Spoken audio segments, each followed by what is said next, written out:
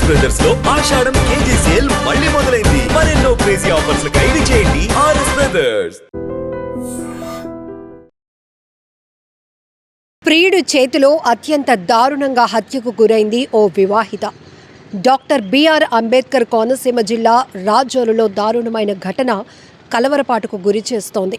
ఈ మధ్యకాలంలో అనేక నేర ఘటనలు చూస్తే ఎక్కువ శాతం ఆస్తి తగాదాలు, అక్రమ సంబంధాల వల్లే ఎన్నో హత్యలు జరుగుతూ ఉన్నాయి. ఈ నేపథ్యంలోనే ఇప్పుడు ఈ ఘటన మరొకసారి సంచలనంగా మారింది. ఓలేటి పుష్ప అనే 22 ఏళ్ల మహిళకు మొదట ఒక వ్యక్తితో పెళ్ళయింది. అతని నుంచి ఆమె విడిపోయింది, విడాకులు కూడా తీసుకుంది. ఆ తర్వాత గత కొద్ది నెలల క్రితం షేక్ సమ్మా అనే వ్యక్తితో పరిచయం ఏర్పడింది. వీరిద్దరూ కూడా పుష్ప, షేక్ సమ్మా 6 నెలలుగా సహజీవనం చేస్తున్నారు. అయితే షేక్ సమ్మాకి మద్యం అలవాటు ఉంది. ఈ అలవాటులోనే చాలా గొడవలు, ఘర్షణలు ఇద్దరి మధ్య జరుగుతున్నాయి, తగాదాలు జరుగుతున్నాయి. అయితే పుష్ప తల్లి, అన్నపైన కూడా మద్యమత్తులో దాడి చేస్తుండగా ఈ పుష్ప అడ్డుపడటంతో ఆమె ఛాతిపైన, కాలుపైన ఆయన కత్తితో పొడిచి పరారైపోయాడు. తీవ్ర రక్తస్రావం జరిగి పుష్ప ప్రాణాలు విడిచింది. ఎంత దారుణాతి దారుణం! భర్తతో విడిపోయింది, విడాకులు కూడా తీసుకున్నటువంటి ఆమె ఇప్పుడు ఈ యువకుడినే నమ్మింది.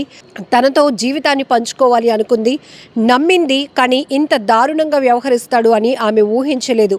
ఒకటి ఏంటంటే ఇక్కడ మనం చూడొచ్చు, పెద్దలు కుదిర్చినటువంటి పెళ్లి సంబంధాలు ఏదైతే ఒక క్రమ పద్ధతిలో వెళ్తున్నాయో కుటుంబ సభ్యులు కూడా ఇన్వాల్వ్ అవ్వటానికి ఒక అవకాశం ఉంటుంది. ఎందుకంటే ఇరు కుటుంబాలు సంప్రదింపులు జరుగుతాయి, మాటలు జరుగుతాయి, ఒకరి పరిస్థితి ఒకరు తెలుసుకునే స్థాయిలో. అంటే పెద్దలు కుదిర్చిన పెళ్ళిళ్ళ వల్ల ఎక్కడా కూడా నేర ఘటనలు జరగలేదా అంటే తక్కువ శాతం అని చెప్పుకోవచ్చు. కానీ వివాహేతర సంబంధాల వల్ల మాత్రం హత్యా నేరాలు చాలా పెరుగుతున్నాయి.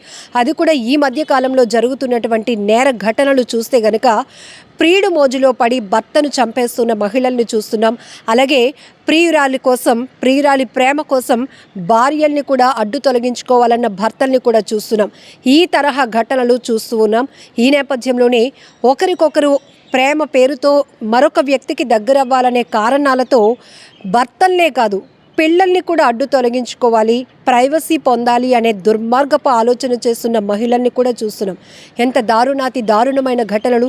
ఇవన్నీ వింటుంటే అసలు ఏం జరుగుతోంది, సొసైటీ ఎటుపోతోంది, అసలు మహిళలకు ఏమవుతోంది అనేటటువంటి ఆలోచన కూడా పెరుగుతోంది. ఎందుకంటే కుటుంబ వ్యవస్థలు పూర్తిగా చిన్నాభిన్నం కావటానికి ప్రధానమైన కారణం ఈ వివాహేతర సంబంధాలే.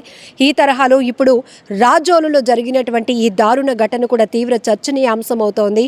ఒకవైపు తన కూతురు భర్తతో విడిపోయింది, విడాకులు తీసుకుంది, సర్లే మరొక వ్యక్తిని నమ్మింది, తనతో జీవితం గడపాలనుకుంటుంది అని కుటుంబం యాక్సెప్ట్ చేయాలి అనుకున్నప్పటికీ కూడా ఆ వ్యక్తి అప్పటి వరకు అంటే పెళ్లి బంధంతో కాకుండా వివాహేతర సంబంధంతో దగ్గర అవుతున్నటువంటి వ్యక్తుల కదలికల గురించి వీళ్ళకు పూర్తి అవగాహన ఉండదు. కేవలం ఆ వయసు కావచ్చు, లేకపోతే ఆలోచన, ఒక తోడు కావాలి, భర్తకు దూరంగా ఉన్నాం కాబట్టి మన జీవితంలో ఇంకొక తోడు కావాలని వెతుక్కునే ప్రయత్నంలో నిజానిజాలు తెలుసుకోలేకపోతున్నారు. వాళ్ళతో మన జీవితంలో ఎంత సేఫ్టీగా ఉంటారు అని కూడా వాళ్ళు తెలుసుకోలేకపోతున్నారు. సో ఇక్కడ కూడా ప్రియుడు చేతిలో ఒక వివాహిత ఆమె 22 సంవత్సరాల పుష్ప అత్యంత దారుణంగా హత్యకు గురవటం చాలా బాధాకరమైన విషయం. వీరిద్దరి మధ్య తరచుగా జరుగుతున్నటువంటి తగాదాల్లో పుష్ప కుటుంబ సభ్యులపైన కూడా ఈ షేక్ సమ్మా దాడులకు పాల్పడుతున్నాడు. ఈ నేపథ్యంలోనే నిన్న జరిగినటువంటి పుష్ప వాళ్ళ తల్లి, అన్నపైన ఆయన గొడవకు దిగటమే కాదు, దాడి చేసే ప్రయత్నం చేసినప్పుడు పుష్ప అడ్డుపడింది. ఈ అడ్డుపడినటువంటి క్రమంలోనే అయ్యో నన్ను నమ్మి వచ్చింది, వీళ్ళని జాగ్రత్తగా చూసుకోవాలి, తన అలవాటు మార్చుకోవాలి అనే ఆలోచన కాకుండా మద్యం మత్తులో విచక్షణ కోల్పోయినటువంటి షేక్ సమ్మా ఆమె పైన ఛాతి పైన బలంగా కత్తితో పొడిచాడు, కాళ్ళపై కూడా పొడిచాడు. తీవ్ర రక్తస్రావం అవుతూ ఆమె మృతి చెందినటువంటి బాధాకరమైన ఘటన ఇక్కడ మనం చూడొచ్చు. ఈ మధ్య కాలంలో చాలా ఘటనలు ప్రధాన కారణంగా ఇదే జరుగుతున్నాయి. వివాహేతర సంబంధాలు, అక్రమ సంబంధాల వల్లే హత్యా నేరాలు అంతకంతకు పెరుగుతున్నాయి. పోలీసులు కూడా కొన్ని కుటుంబ తగాదాలు, ఫ్యామిలీ కౌన్సిలింగ్ల వరకు వెళ్ళినా కూడా, మానసిక నిపుణులు కూడా ఎప్పటికప్పుడు హెచ్చరిస్తున్నా కూడా ప్రాక్టికల్లోనికి ఎవరు రావటం లేదు. కేవలం అప్పుడున్నటువంటి పరిస్థితులకి వాళ్ళు లొంగిపోతున్నారు. కానీ ఇలా ప్రాణాలు కూడా పోగొట్టుకుంటున్నారు. ఉంటారు అని మాత్రం ఎవరూ ఊహించలేకపోతున్నారు. ఏదేమైనా ఇప్పుడు పరారీలో ఉన్నటువంటి షేక్ సమ్మా కోసం పోలీసులు గాలింపు చర్యలు కొనసాగిస్తున్నారు. సో అతను ఎక్కడికి పారిపోయాడు అనే దానిపై ఇప్పటికే 2 టీంలను కూడా ఫామ్ చేశారు. 2 బృందాలు అతడి కోసం గాలిస్తున్నాయి. సమాచారం ఎవరికైనా తెలిస్తే కూడా ఇన్ఫర్మేషన్ ఇవ్వాలని కూడా పోలీసులు చెప్తున్నారు. ఏదేమైనా దారుణమైన ఘటన జరిగిందని చెప్పుకోవచ్చు. నమస్కారం అండి, నేను రాజుల సీఎం మాట్లాడుతున్నాను. బీసావరం విలేజ్ రాజుల మండలంలో నిన్న నైట్ ఒక మర్డర్ ఒకటి జరిగింది. ఓలేటి పుష్పన్న ఆమె తన మొదటి భర్త విడిపోయి షేక్ షమ్మి అనే అతనితో 6 నెలలుగా సహజీవనం చేస్తుంది. అయితే అప్పుడప్పుడు చిన్న చిన్న గొడవలు జరుగుతున్నాయి. నిన్న కూడా అతను బాగా తాగి రావడం వల్ల ఎందుకు తాగి వచ్చామని చెప్పి అనే విషయం మీద చిన్న ఇష్యూ జరిగి గొడవ జరిగింది. అతను ఫుల్గా తాగేసి అతను అమ్మాయి బ్రదర్ మీదను తల్లి మీద అటాక్ చేశాడు. అడ్డుకోవడానికి ఈ అమ్మాయి వెళ్ళింది. ఈ అమ్మాయిని విచక్షణ రహితంగా చెస్ట్ మీదను కాళ్ళ మీద పడడం వల్ల రక్తస్రావం అయ్యి ఆమె అక్కడే చనిపోయింది. ఇన్సిడెంట్ జరిగిన తర్వాత ముద్దాయి ఇక్కడి నుంచి పారిపోవడం జరిగింది. సపరేట్గా 2 టీమ్స్ పెట్టాము. ముద్దాయిని వెంటనే తొందరలో పట్టుకుంటాం.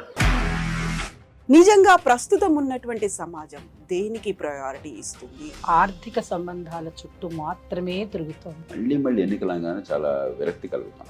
మంచి అనిపిస్తుంది కదా, లేడీస్ కూడా ఛాలెంజింగ్ జాబ్స్ చేసినప్పుడు చాలా బాగుంటది. ట్రాఫిక్ అసిస్టెంట్స్ గా నియమించిన ట్రాన్స్జెండర్స్ అందరితో సాల్యూట్ చేయించుకుంటున్నారు. ఫుడ్ డెలివరీ ఇవ్వటానికి వెళ్ళినటువంటి డెలివరీ బాయ్ అనిల్ పై కళ్ళ ముందు పెళ్ళండి